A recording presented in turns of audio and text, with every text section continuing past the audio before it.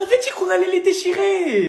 Victoire 4-2. Beaucoup de choses à se jeter aujourd'hui, mais beaucoup de choses à garder. Déjà, faut réaliser que depuis 2016, on les avait battus que 2 fois. 2016, défaite 4-3. 2018, match nul. 2018, match nul. 2019, défaite.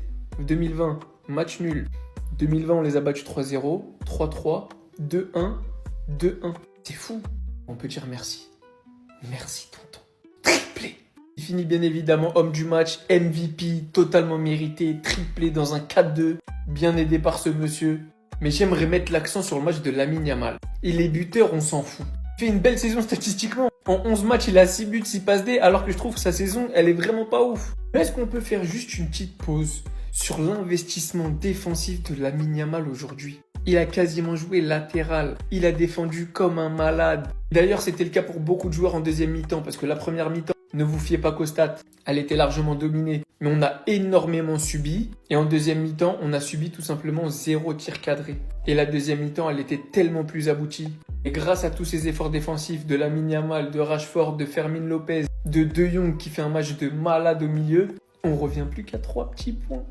13 puntos. Madrid, la saison commence enfin. On arrive.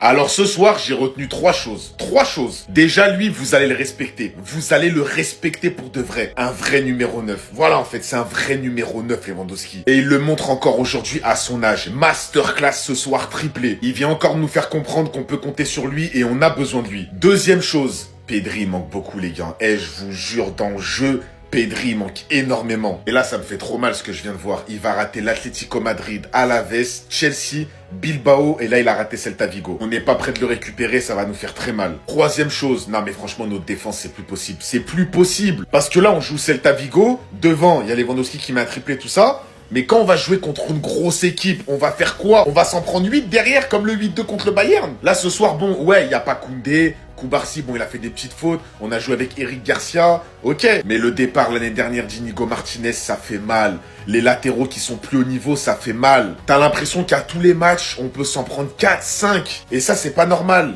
Bon, Yamal qui fait pas un si grand match que ça, même s'il est décisif, il est buteur. On sent encore qu'il est blessé, qu'il est pas à 100%. Mais même quand il est pas à 100%, il est dangereux. Il est buteur, il a des actions, il met des petits caviars, mais il était pas à 100%. Mais bref, victoire du Barça, on revient petit à petit vers le Real Madrid. 3 points ce soir, ça fait du bien. Visca Barça.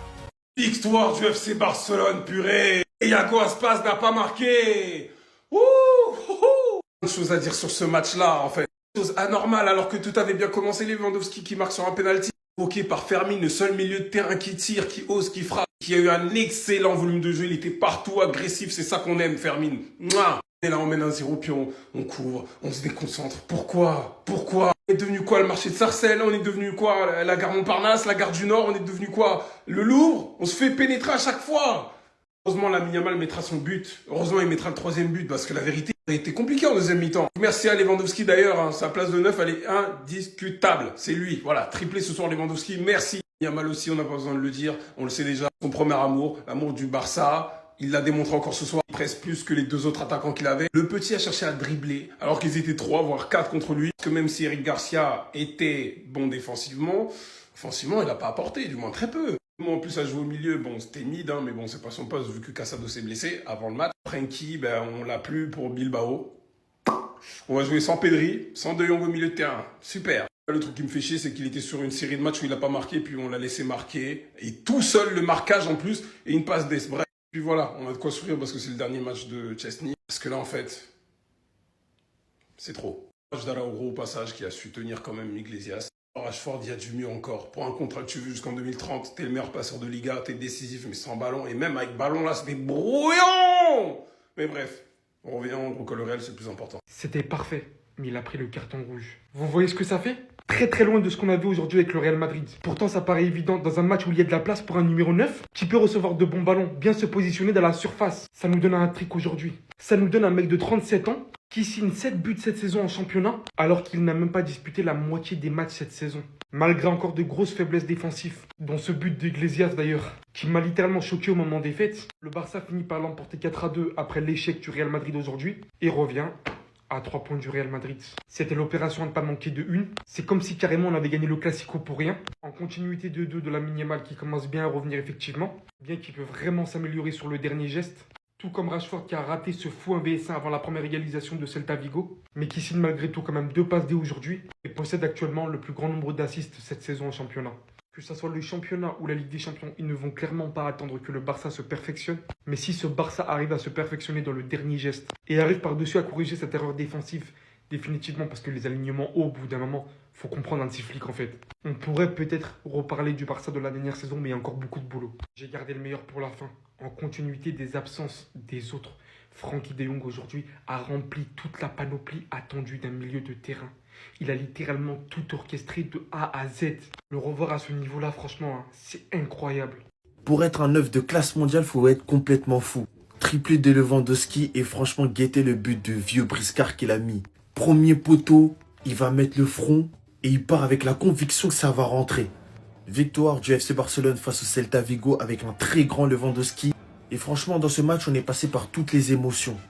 Déjà, au tout début, Casado il s'est blessé à l'échauffement, ce qui a changé toute la tactique de flic. On obtient un penalty en début de match. L'arbitre il siffle parce que là, c'est pas Tchouaméni, évidemment. Lewandowski le transforme avec beaucoup de chance.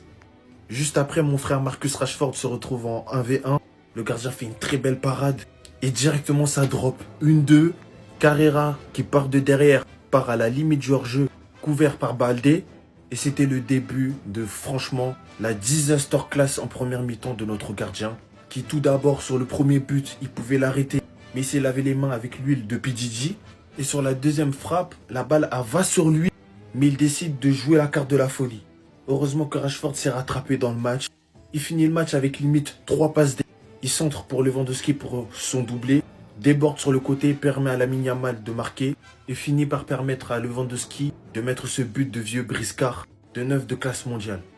Le match quand même qui finit sur une mauvaise note. Parce que après la performance de De Jong, plus que correcte, en tant que leader, il vient prendre rouge à la dernière minute. Et rentre au vestiaire avant tout le monde, tout en sachant que après la trêve, ça sera l'Athletic Bilbao sans Frenkie de Jong.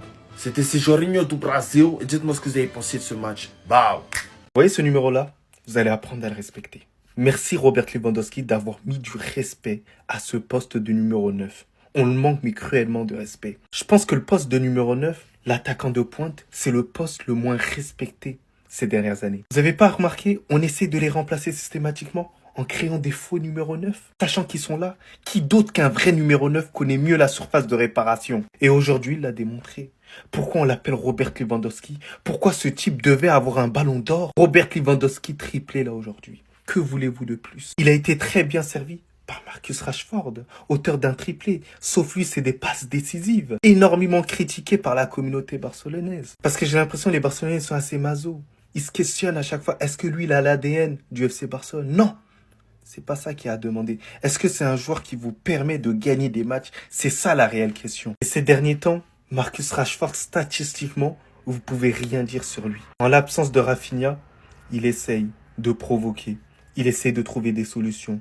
Il essaye de chercher des angles de passe. C'est vrai que c'est un peu plus brouillon. Mais pour moi, il faut l'accepter ainsi. C'est quelqu'un qui peut te rapporter quelque chose de différent par la frappe, par certaines passes, avec certaines subtilités. Je suis très content que Robert Lewandowski ait montré à tout le monde pourquoi un numéro 9 est important.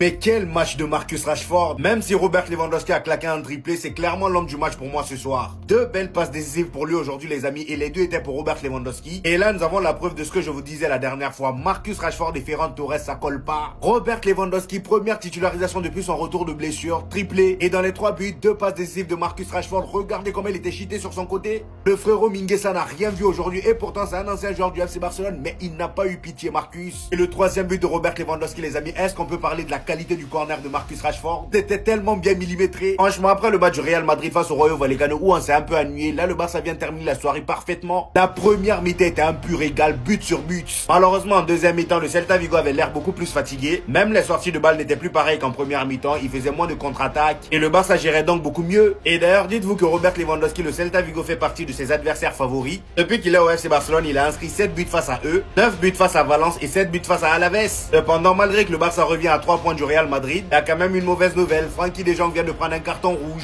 Après avoir perdu Pedri, maintenant c'est De Jong que vous perdez. Vous avez la chance que c'est la trêve internationale bientôt. Bref, je sais pas ce que vous avez pensé du match, mais dites-moi ça en commentaire. Tous les Madrilènes qui nous ont dit rigolez pas trop parce que vous jouez le Celta, ça va être compliqué. On peut rigoler maintenant? Non, parce que nous, on a fait le boulot, contrairement à vous. Nous, aujourd'hui, on a fait le boulot. Victoire 4-2 du Flickball. Comme d'habitude, on prend des buts qu'on ne doit jamais prendre. Un mauvais alignement et Tchechny qui se bave dessus sur le deuxième but. Mais offensivement, on a fait le travail et on a été meilleur qu'eux. Voilà, faut dire les termes. Donc victoire méritée. À commencer par Lamine Yamal. On sent qu'il monte en puissance. On sent qu'il revient. Maintenant, ça y est, il dribble. On voit qu'il est plus en confiance. Et encore un but pour le meilleur joueur du monde aujourd'hui. Lamine Yamal, 7 saisons sous pubalgie, c'est 13 matchs, 15 goals assists. Quand on vous dit qu'il est trop loin pour le football, en fait, c'est pas des blagues.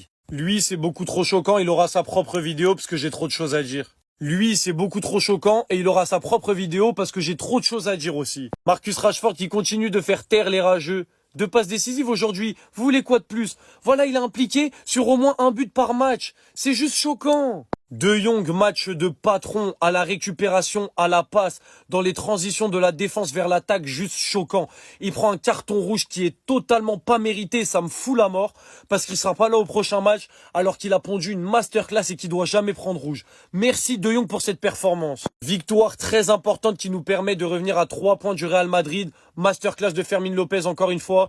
Olmo et Tchechny que j'ai pas aimé, sinon globalement tout le monde a été dans son match et ça nous a permis de gagner 4-2 au Celta Vigo. Voilà, c'est censé être l'enfer là-bas, on a réussi à s'en sortir et de manière plutôt facile. Donc voilà, ça soulage, il faut le dire.